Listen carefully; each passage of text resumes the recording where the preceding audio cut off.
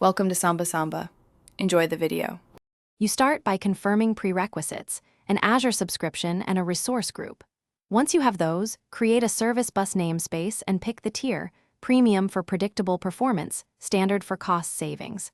Next, decide whether you need a queue for point-to-point or a topic for PubSub. This shapes your design.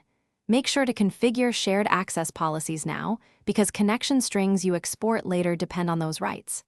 After this, open Azure Portal and begin creating your first queue or topic. Do it now. Once the namespace and entity exist, configure the messaging details.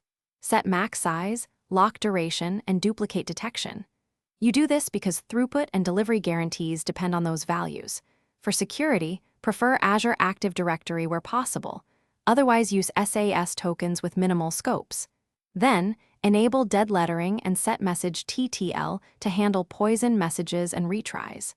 Make sure to test with small message loads first, and instrument metrics so you can observe delivery, latency. Now integrate the Service Bus into your app using official SDKs or ANCP.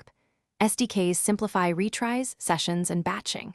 Deploy producers and consumers with exponential backoff and idempotency to avoid duplicate processing.